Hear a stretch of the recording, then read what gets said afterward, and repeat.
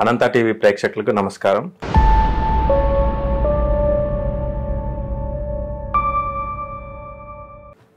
ఈరోజు మన ముందున్నారు పాశ్యం యాదగిరి గారు.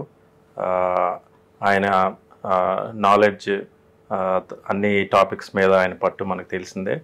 ఇవాళ ప్రత్యేకంగా మనం మన చాలామందికి కొంచెం దగ్గర టాపిక్ అవ్వచ్చు, మన తెలుగు స్టేట్స్లో బీర్ దొరకట్లేదని వింటున్నాము.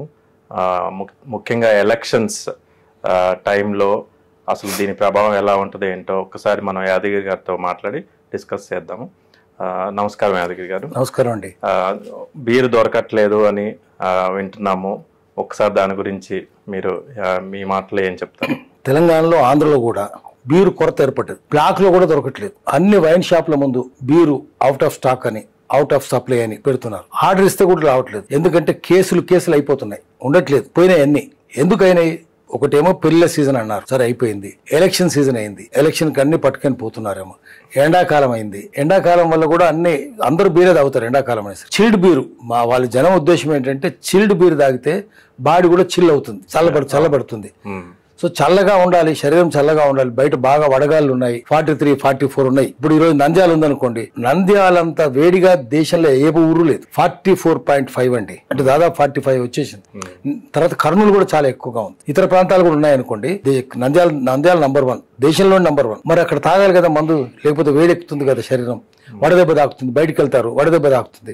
బాడీని ఎప్పటికీ హైడ్రేట్ చేసుకోవాలి. నీళ్ళు కూడా తాగితే సరిపోదు, కూల్ డ్రింక్ తాగితే కూడా సరిపోదు. కూల్ డ్రింక్ కూడా ఏరేటెడ్ డ్రింకే కదా, ఇది కూడా ఏరేటెడ్. దాని బదులు కొబ్బరి నీళ్లు, కూల్ డ్రింక్స్, నీళ్లు ప్లేస్ లో బీర్ తాగుతున్నారు. కొబ్బరి నీళ్ళు అనుకోండి, అది ఎండకి ఎండిపోయి ఉంటాయి, కొట్టినాక చల్లగా ఉండవు. చిల్డ్ డ్రింక్ కావాలి, అందుకని తాగుతున్నారు. కానీ ఏమైపోయింది, ఎక్కడ చూసినా కొరత. ఈరోజు తక్కిన అన్ని పత్రికల్లో వచ్చింది, మహబూబాబాద్ జిల్లాలో కొరత అని చెప్తున్నారు. మహబూబాబాద్ జిల్లా అంటే దాని మానుకోట అంటారు, పాత వరంగల్ జిల్లా. భయంకరంగా షార్టేజ్ ఉంది, ఎక్కడ పైన దొరకట్లేదు. ప్రతి ఒక్కరు ఇటు తిరుగుతున్నారు, అడు తిరుగుతున్నారు. పూర్వం బ్లాక్ లో సినిమాలు చూసేవాళ్ళు చూసారా? అట్లా బ్లాక్ టికెట్లు కొనుక్కొని రాజ్ కపూర్ సినిమాలకి, పృథ్వీరాజ్ కపూర్ సినిమాకు, దివానంద్ సినిమా, దిలీప్ కుమార్ సినిమాలు బ్లాక్ లో టికెట్లు అమ్మేవారు. అంటే సప్లై షార్టేజ్ ఉంది అంటున్నారా? సప్లై షార్టేజ్ ఉంది, అది కూడా ఉంది.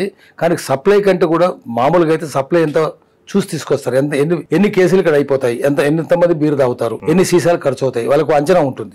దాని తగ్గట్టు తీసుకొచ్చి కొంచెం ఎక్కువ తీసుకొచ్చి పెట్టుకుంటారు. కానీ ఇప్పుడు ఏమైపోయింది, విపరీతంగా స్టోర్ చేసి పెట్టుకుంటున్నారు. ఎలక్షన్ పీరియడ్ అయ్యేసరికి అన్ని రాజకీయ పార్టీలు కొనేస్తారు. రాజకీయ పార్టీలు ముందే స్టోరేజ్ పెట్టేసి కృత్రిమ కొరత సృష్టిస్తున్నారు. అదేమో వ్యాపారస్తులు సృష్టించవచ్చు, కానీ బ్లాక్ లో కొందామంటే కూడా లేదు కదా. రాజకీయ పార్టీలు జనానికి మందు అలవాటు చేసినారు.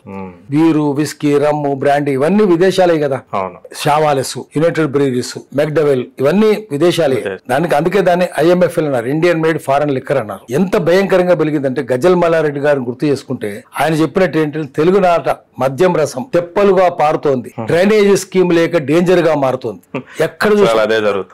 ఆ డ్రైనేజ్ స్కీమ్ లేదు, డేంజర్. ఎక్కడ ఆపాలి కదా, ఆపడం లేదు. విపరీతంగా అంటే ఏమిటి, ఎక్కడ స్టోర్ అయినాయి అవన్నీ? ఏ రాజకీయ పార్టీలు స్టోర్ చేసి పెట్టినాయి? తెలంగాణలోను, ఆంధ్రలోను. ఇప్పుడు మనం చూద్దాం, లేవనుకుంటే ఎట్లా. ఎక్కడ మంజీరా నీళ్ళని దేనికి అవుతున్నాయి? మెదక్ టౌన్ లో, సంగారెడ్డి టౌన్ లో నీళ్లు మంజీరా నీళ్లు ఇవ్వాలి. కానీ సంగారెడ్డిలో ఎంత నీరు ఖర్చు అవుతుందో తాగడానికి, అంతకంటే ఎక్కువ నీరు అక్కడ బీర్ కంపెనీలు ఉన్నాయి, అవి మొత్తం తీసేసుకుంటాయి. డబ్బులు కట్టేది కూడా ఏం లేదు ఆ కంపెనీలు. ఒక కంపెనీ కాదు, అనేక కంపెనీలు ఉన్నాయి, విపరీతంగా ఖర్చు చేస్తున్నాయి. మంజీరా నీళ్ళు దానికి ఖర్చు అయితే ఎట్లా? బీరు కొన్ని ప్రాంతాల్లో ఇప్పుడు మంజీరా వాటర్ కూడా దొరకట్లేదు. జనానికి దొరకదు, బీర్ కంపెనీ దొరుకుద్ది. అది ఎట్లా దొరుకుద్ది? చట్టవిరుద్ధమైన పని. కొన్ని డబ్బులు కడతారా? డబ్బులు కూడా కట్టరాలు, మోసం చేస్తుంటారు. అట్లా కట్టడం కూడా చట్టవిరుద్ధం. అంటే వాళ్ళు చెరువులు పైన ఎక్కడైనా ట్యాప్ చేస్తారండి? లేదు, మంజీరా నీళ్ళు పక్కనే ఉంది, మంజీరా డ్యామ్ ఉంది అక్కడ నుంచి నీళ్ళు తీసుకుంటారు. తీసుకోవడానికి కూడా దాన్ని ఫిల్టర్ చేస్తారు, తీసుకుంటారు, బీరు నింపుతారు, అమ్ముకుంటారు. ఎంత కమ్ముకు ఏ రేటుకి ఇస్తారు? వాళ్ళు చివరికి సంగారెడ్డి వాళ్ళు ఏమన్నారంటే, మా నీరు తీసుకుంటున్నారు, మాకు తక్కువ రేటుకి ఇవ్వండి సంగారెడ్డిలో అన్నారు. అది కూడా లేదు, పొమ్మన్నారు. ఇస్తే ఏమవుద్ది, తాగితే ఎక్కువ అప్పుడు 2 సీసాలు తాగి 4 సీసాలు తాగుతారు, తొందరగా రోగాలు వస్తాయి, తొందరగా పోతారు. అసలు ఇంత మందు అయిపోయేసరికి ఏమవుతుందంటే, తెలంగాణలో, ఆంధ్రలో, దేశమంతా ఉంది, తెలంగాణ ఆంధ్రనే కాదు, జనానికి మందు కొట్టి ఆల్కహాల్ వల్ల cirrhosis of liver, carcinoma of liver. Carcinoma అంటే క్యాన్సరే. లివర్ క్యాన్సర్ వస్తుంది, లివర్ తూట్లు పడుతుంది, చిల్లు పడుతుంది, రక్తం కారుతా ఉంటుంది లోపల నుంచి కిందికి. అట్లా ఈ రోగాలు వచ్చి చచ్చిపోతున్నారు. క్యాన్సర్ భయంకరంగా వస్తుంది. ఇండియా క్యాన్సర్ క్యాపిటల్ అయిపోయింది ప్రపంచంలో, ఎక్కడ లేనంత. దాని మందు వల్లనే ఒక రకంగా దొరకపోవడం వల్ల జనాలకు మంచి జరుగుతుందేమో ముఖ్యంగా. అంటే వైన్ షాపులో దొరకపోవచ్చు, కానీ తాగే వాళ్ళు తాగుతూనే ఉంటారు. ఎందుకంటే అది ఎక్కడో స్టోర్ చేసి పెడతారు, రాజకీయ పార్టీలు స్టోర్ చేసి పెడతాయి, ఎలక్షన్ ముందు అందరు పంచుతాయి. చివరికి ఏమవుతుందంటే బ్లాక్ లో దొరికేది ఎవడు బీరిస్తే వాడికి ఓటేస్తామని చెప్తారు.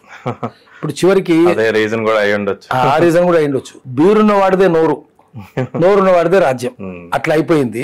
అందుకని ఎంత తొందరగా ఈ మద్యానికి ఫుల్ స్టాప్ పెడితే అంత మంచిది. అసలు మద్య నిషేధం ఎన్టీఆర్ ఒక్కడే పెట్టినాడు, విదేశీ మద్యం అమ్మకూడదు అని పెట్టినాడు. కానీ దాని వ్యతిరేకంగా పోరాటం చేసిన వాళ్ళు సంపూర్ణ మద్య నిషేధం అంటే కళ్ళు, ప్రభుత్వ సారాయి కూడా నిషేధించిన వాళ్ళు. ఆ తర్వాత వచ్చిన ప్రభుత్వం విదేశీ మద్యం మీద కూడా నిషేధం ఎత్తేసింది, ఎవ్వరూ మాట్లాడలేదు. సంపూర్ణ మద్య నిషేధం ఏమైంది? న్యూస్ పేపర్ల ఉద్యోగం ఏమైపోయింది? ధూపగుంట ఋషమను మల్లాది సుబాను వాడుకున్న వాళ్ళు వదిలేసినారు వాళ్ళని. తప్పు కదా, వాళ్ళు కూడా ఫీల్ మేనిఫెస్టోలో పెట్టారు కూడా మద్యపాన నిషేధం, కానీ అమలు చేయలేదు. అసలు మద్యపాన నిషేధం పెడతామని చెప్పి ఆమ్ ఆద్మీ పార్టీ చెప్పింది, కానీ ఆమ్ ఆద్మీ పార్టీ ఎటువంటి చిక్కుకుంది చూడండి. ఆ డబ్బులు తీసుకున్నారా లేదా అది వేరే విషయం. తీసుకుంటూ వచ్చింది, దొరికింది, కేంద్ర ప్రభుత్వం దగ్గర ఆధారాలు ఉన్నాయి, తప్పే దొరికింది. కానీ అసలు విషయం ఏంటంటే అది లంచాలు తీసుకోవడం అనేది చట్టవిరుద్ధం, అది వేరే విషయం. కానీ మందు అమ్మడం అనేది అనైతికం కూడా కదా, నీతి కూడా తప్పు కదా. దేశం ప్రజలు నాశనం చేస్తారా మీరు? అసలు ముందు చట్టం ప్రకారం శిక్ష వేయడం కన్నా ఆమ్ ఆద్మీ పార్టీ కావచ్చు, బీఆర్ఎస్ పార్టీ కావచ్చు, కాంగ్రెస్ పార్టీ కూడా కావచ్చు, బీజేపీ పార్టీ కూడా కావచ్చు, అన్ని పొలిటికల్ పార్టీలు బోన్లో ముద్దాయిలాగా నిల్చున్నాయి. మీరు ఎందుకు మద్యం అమ్మిస్తున్నారు? గుజరాత్ లో మొరార్ దేశాయ్ మద్య నిషేధం పెట్టినాడు, అన్ని రాష్ట్రాల్లో పెట్టాలి కదా, బీజేపీ అధికారంలో పార్టీలను పెట్టాలి కదా, మీరు ఎందుకు పెట్టరు? అది అనైతికం కదా. ఆమ్ ఆద్మీ పార్టీని శిక్షించాల్సిందే, ఎందుకంటే ఫస్ట్ అనైతికమైన పని అది. ప్రపంచం ప్రజల ఆరోగ్యం పట్టించుకోవట్లేదు, తప్పే అది. కానీ మరి బీజేపీ సంగతి ఏంటి? వాళ్ళు మీ రాష్ట్రాల్లో ఎందుకు మీరు అధికారంలో రాష్ట్రాల్లో మందు ఎందుకు దొరుకుతుంది? యూపీలో పెట్టారా మద్య నిషేధం? పెట్టాలి కదా, మీరు ఎందుకు పెట్టట్లేదు? అక్కడ యోగి అని చెప్పుకునే ఆదిత్యనాథ్ అక్కడ మద్య నిషేధం ఎందుకు పెట్టాడు? గుజరాత్ మోడల్ అన్ని స్టేట్ లో ఉండాలి, గుజరాత్ లో అమలు చేసింది కాంగ్రెస్ పార్టీ, మరి ఇక్కడ ఎందుకు అమలు చేయట్లేదు? మొరార్ దేశాయ్ చేసినాడు, తెలంగాణ ఆంధ్రలో కూడా ఉండాలి కదా, ఎందుకు చేయరు మీరు? అందుకని అన్ని రాజకీయ పార్టీలు బీరు విషయంలోనే కాదు, విదేశీ మద్యం విషయంలో కూడా ప్రజల కోర్టులో బోనులో ముద్దాయిలాగా తలంచుకొని మౌనంగా నిల్చొని ఉన్నాయి. తప్పు చేసిన భావన వాళ్ళకి కలుగుతున్నది. శిక్షలు కూడా పడాలి, అన్ని పార్టీలకు పడాలి, ఒక పార్టీకి కాదు. సో దేశ రాజకీయాలు మొత్తం బీర్ చుట్టూ మద్యం చుట్టూ తిరుగుతున్నాయి. మద్యమే మద్యంగా ఉంది. మద్య బిందువు ఏంటంటే కేంద్ర బిందువు, మద్య బిందువు ఏంటంటే మద్యమే, దాని చుట్టే రాజకీయ పార్టీలు తిరుగుతున్నాయి. జనరల్ గా బీర్ కాస్ట్ ఉన్న వాటిలో కొంచెం తక్కువ. ఇప్పుడు విస్కీ, వోడ్కాలు అవన్నీ కాస్ట్ ఎక్కువ ఉంటాయి. సో ఇది ఒక్కటే తక్కువగా దొరకటం వల్ల వాటికి వెళ్ళి డబ్బులు ఎక్కువ ఖర్చు చేసుకునే అవకాశం ఉందా జనాలు? అది తక్కువ దొరుకుతుంది. కారణం ఏంటంటే దానికి మీరు అన్నట్టు 15-16% ఆల్కహాల్ ఉంటుంది. తక్కిన మద్యంలో 42 to 48% ఆల్కహాల్ విదేశీ మద్యంలో. కళ్ళు ఉందనుకోండి, కళ్ళు బాగా పులిస్తే సాచురేటెడ్ ఫర్మెంటేషన్ తర్వాత కూడా దాంట్లో ఆల్కహాల్ 8.1%. తక్కువ ఉండేది కళ్ళులోనే. కానీ కొన్ని ప్రభుత్వాలు, హైదరాబాద్ లో కూడా ఒక ముఖ్యమంత్రి కళ్ళు దుకాణాన్ని మూసేసినాడు. హైదరాబాద్ లో కోమటికుంట కాంపౌండ్, కళ్ళు కాంపౌండ్ మూసేసినారు. Malakpet compound, Golnaka compound, radio compound ఉండేది, అన్ని మూసేసినాడు. మూసేసి ఎందుకు మూసేస్తున్నారు? విదేశీ మద్యం మాత్రం పెట్టినాడు. కళ్ళు 8.1% కదా, చెట్టు ప్రకృతి నుంచి వచ్చింది. తాటి కళ్ళు కావచ్చు, ఈత కళ్ళు కావచ్చు, కొబ్బరి కళ్ళు కావచ్చు. కేరళ అంతా కొబ్బరి కళ్ళే. జీలుకల్లు, ఫిష్ టైల్ పామ్ అంటారు, జీలుకల్లు కావచ్చు. వేపకల్లు కూడా ఉంటుంది, తక్కువ ఉంటుంది వేపకల్లు, దాని మందు అది వేపకల్లు. సో ఇవన్నీ కళ్ళు 8.1% ఆల్కహాల్, అది నిషేధించారు. హైదరాబాద్ లో కళ్ళు దుకాణాలు ఎట్లుంటాయి? కళ్ళు చెట్లు ఉన్నాయి హైదరాబాద్ లో అన్నారు. ఎవరైనా ముఖ్యమంత్రి గల్లా బట్టి హైదరాబాద్ లో కళ్ళు చెట్లు లేవు నాయన, విస్కీ చెట్లు, రమ్ము చెట్లు ఉన్నాయని అడగాలి కదా. అదేం దొరుకుతుంది, ఇదేం దొరకట్లేదు. ఎందుకంటే ఆ ముఖ్యమంత్రులకు అర్ధనగ్నంగా మోకులు ముస్తాదులు వేసుకుని చెట్టెక్కి గీసి కళ్ళు ఇచ్చే కార్మికుడు, గీత కార్మికుడు, ఆ ముఖ్యమంత్రి 10,000 కోట్లు లంచం వేయడు కదా. యునైటెడ్ బ్రూవరీస్ వాళ్ళు ఇస్తారు, షా వాలెస్ వాళ్ళు ఇస్తారు, మెక్డవెల్ వాళ్ళు ఇస్తారు. ఆ లంచాలు తీసుకుని ఓపెన్ చేస్తారు. దాంతో పాటు కొన్ని దేశాల ఎకానమీస్ టూరిజం మీద, దానికి వచ్చే టూరిస్టులు వాళ్ళు ఫుడ్ తో పాటు డ్రింక్స్ తీసుకోవడం, లేదంటే పబ్ కల్చర్ అవ్వచ్చు. దేశం మొత్తం ఇప్పుడు అంటే పబ్ కల్చర్, క్లబ్ కల్చర్ ప్రభుత్వాలు మొదలు పెట్టినాయి కదా. యూత్ అంతా అంటే ప్రభుత్వాలు మొదలు పెట్టినాయి. లైసెన్స్ ఇచ్చేది ఎవరు? లేటెస్ట్ రాజకీయ నాయకులు గల్లాబట్టి అడగాలి, ఎవరు లైసెన్స్ ఇస్తున్నాడు పబ్లకు, క్లబ్లకు ఎవడు ఇస్తున్నాడు? అందుకని రాజకీయ పార్టీలు పొట్టు కొట్టాలి కదా, బుద్ధి ఉంది వాళ్ళకు. అది అంతకుముందు లేదు కదా ఇండియాలో, ఇప్పుడు ఎందుకు వచ్చింది అంటే అందరు దొంగలైనారు. విదేశీ కంపెనీలకు బానిసలైనారు రాజకీయ నాయకులు. ఒక్కొక్క రాజకీయ నాయకుని గల్లాబట్టి చెంపలు వాయించాలి కదా, వాయించట్లేదు కదా మనము. ఎందుకు వచ్చింది పబ్ కల్చర్, క్లబ్ కల్చర్ ఇప్పుడు వచ్చినాయి కదా. ఆఖరికి ఆ క్లబ్ లో ఏముంటుంది? ఏ క్లబ్ కన్నా పోండి మీరు. ఇప్పుడు సికింద్రాబాద్ క్లబ్ ఉంది, బ్రిటిష్ ఆర్మీ ఆఫీసర్స్, అది దానికి నవాబులు పోనీయలేదు. నిజాం నవాబులు పోనీయకపోతే ఇక్కడ బ్రౌన్ బాస్టర్డ్స్ రావద్దు, గోధుమ రంగు ఉన్నవాడు ఎవడికి రాకూడదు అన్నారు. బ్రౌన్ బాస్టర్స్ అని అన్నారు నవాబులను. అంటే అవమానం, వాళ్ళు లెక్క పెట్టరు కదా వీళ్ళు. అప్పుడు నిజాం పోయి అడిగితే నిజాం క్లబ్ ఇచ్చినట్టు ఇస్తే కట్టుకున్నారు. అక్కడికి ఇప్పటికీ విదేశీ తొత్తులు కదా వాళ్ళు. ఆ క్లబ్కి పోండి, చెప్పులు ఉంటే రానియరు, షూ ఉండాలి. ఈ వేడిలో షూ ఎందుకు వేసుకుంటారండి? ఇండియాలో షూ వేసుకుంటారా? ఇప్పటికి కూడా అంటే వాళ్ళు బానిసలు కదా వాళ్ళు. ఆ నవాబులు అదే చేస్తున్నారు. ఇంగ్లీష్ వాడు ఏం చేసినాడో వానితో అవమానాలకు గురైన నవాబులు కూడా మళ్ళీ అదే ప్రాక్టీస్ చేస్తున్నారు. అదే ప్రాక్టీస్ చేస్తే ఎట్లా? పబ్బు కల్చర్ ఎవరు తెచ్చినారు? క్లబ్ కల్చర్ వీళ్ళే కదా, రాజకీయ నాయకులు. అంతకుముందు లేదు కదా ఇదంతా. ఎందుకు తెచ్చినారు అంటే వాళ్ళ గులాములు. 10,000 కోట్లు లంచాలు తీసుకొని విదేశీ మద్యం కంపెనీల దగ్గర అవన్నీ ఓపెన్ చేసినారు. అప్పుడు అడగాలి కదా ఎందుకు తెచ్చినావు? అంతకుముందు లేవు కదా ఇండియాలో. ఎందుకున్నాయి? ఎన్టీఆర్ నిషేధించినాడు కదా. తర్వాత వచ్చిన వాళ్ళు ఎందుకు తీసేసినారు దాన్ని? మద్య నిషేధం ఎందుకు తొలగించారు? అడగాలి కదా, పౌర సమాజం అడగాలి కదా. అడిగింది, అంతకుముందు పౌర సమాజం అడిగింది. ఆ తర్వాత పత్రికలు వీళ్ళందరూ కలిసి మూసేసినారు, నోరు మూసినారు. పౌర సమాజం ఏం ప్రశ్నించొద్దు అన్నారు. మల్లాది సుబ్బమ్మ, దూబగుంట రోషమ్మ ప్రెస్ కాన్ఫరెన్స్ పెట్టిన, పత్రికా ప్రకటించిన, దాన్ని పబ్లిష్ చేయలేదు. అంతకుముందు ఏమో ఫ్రంట్ పేజ్ లో వాళ్ళు వేశారు, తర్వాత వేయలేదు. అంటే ఏంటి? రాజకీయ నాయకులంతా విదేశాలకు అమ్ముడు పోయినారు, మద్యం కంపెనీలకు అమ్ముడు పోయినారు. వీళ్ళంతా బోన్ లో ముద్దాయిలాగా నిల్చున్నారు. ఇది మొదటగా ఎప్పుడు వచ్చిందండి ఇండియాకి? అంటే మన ఈ మద్యం ఎప్పటి నుంచో ఉన్నా గానీ ఈ foreign liquor products, liquor items అవన్నీ మన ఇండిపెండెన్స్ తర్వాత ఇమీడియట్ గా వచ్చినాయి. తర్వాత కొంచెం టైం, బ్రిటిష్ వాళ్ళే తీసుకొచ్చారు వాళ్ళు. అప్పుడు కూడా ఉన్నది కానీ ఎంత కొద్ది మంది, చాలా కాస్ట్లీ. బ్రూవరీస్ లేవు ఇండియాలో, బ్రూవరీస్ లేవు. వీళ్ళు తీసుకొచ్చి పెట్టినారు బ్రూయింగ్. దాన్ని పులిసేటట్టు చేయాలి, పులిసి చేసి బుడగలు వచ్చేటట్టు చేయాలి, బ్రూయింగ్ చేయాలి కదా. సో బ్రూయింగ్ డిసీజెస్, ఇది రోగాలు. బ్రూయింగ్ చేయడం అంటే ఏంటంటే ఏం పులుస్తున్నాయి అంటే రోగాలు పులుస్తున్నాయి. దానివల్ల ఆసుపత్రులు నిండుతున్నాయి. ఎందుకు దీన్ని చేస్తున్నారంటే ఈ కంపెనీలన్నిటికీ ఏజెంట్లు ఎవరు? డీలర్స్ ఎవరు? రాజకీయ నాయకులే. కంపెనీలు వాళ్ళే, పార్టీలు కూడా వాళ్ళే. వాళ్ళ పార్టీ యజమానులు వాళ్ళే, కంపెనీల యజమానులు, డీలర్స్ యజమానులు వాళ్ళే. తర్వాత తాగితే ఏమొస్తుంది? రోగాలు వస్తాయి కదా. Cirrhosis of liver, carcinoma of liver, heart problem, brain problem అన్నీ వస్తాయి. న్యూరోసిస్ కూడా వస్తుంది, మెదడు ప్రాబ్లం కూడా వస్తుంది. వస్తే వాళ్ళు ఎక్కడ పోతారు? ఆసుపత్రులు పోతారు. ఆసుపత్రులకు పోతే కూడా వాళ్ళకే లాభం. ఎందుకంటే ఆసుపత్రులు కూడా వాళ్ళే, రాజకీయ నాయకులే ఆసుపత్రులు. మందుల కంపెనీలు వాళ్ళే, మద్యం కంపెనీలు వాళ్ళే, డీలర్స్ వాళ్ళే, ఆసుపత్రులు వాళ్ళే.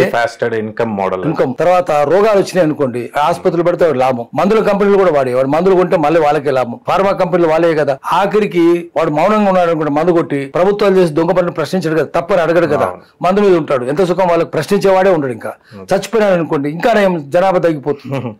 ఎట్లా చూసినా మందు కొడితే ఆరోగ్యం మీద బిజినెస్ చేస్తారు.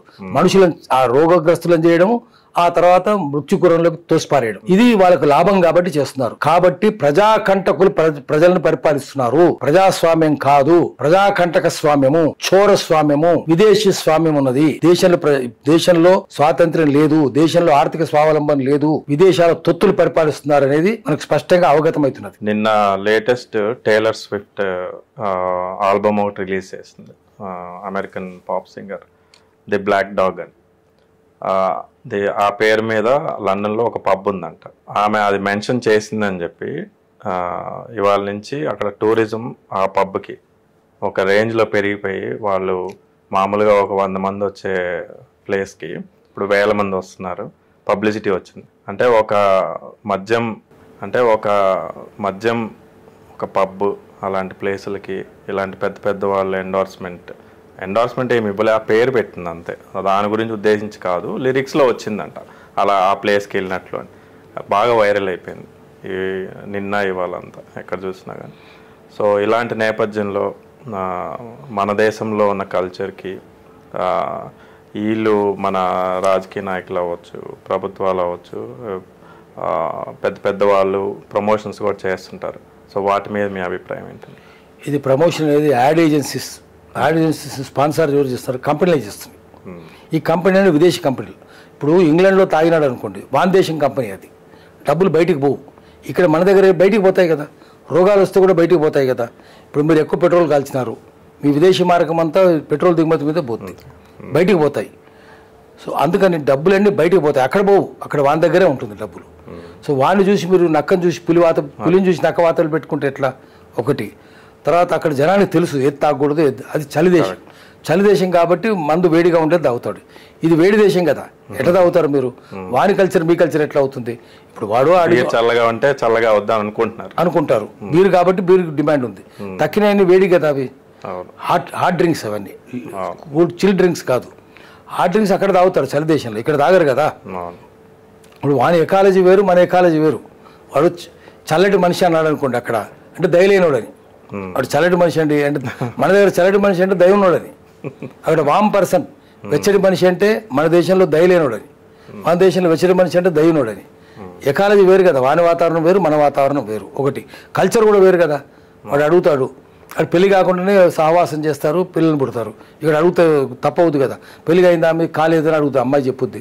ఎంతమంది పిల్లలు అంటే తంతారు. ఇక్కడ ఆ దేశంలో పెళ్లి కాకపోయినా ఎంతమంది పిల్లలు చెప్తారు, 4 పిల్లలండి, 3 పిల్లలండి, నేను ఎవరితో సహజీవనం చేస్తున్నాము అంతే అని చెప్తారు. తప్పు కాదు అక్కడ, ఇక్కడ తప్పు కదా అది. మీరు ఎట్లా చేస్తారు? అసలు మద్యమే తప్పు కదా అన్నిటికంటే ముందు. బ్లాక్ డాగ్ అన్నారు అనుకోండి, అంటే వాడు మనల్ని తిరుగుతున్నాడు.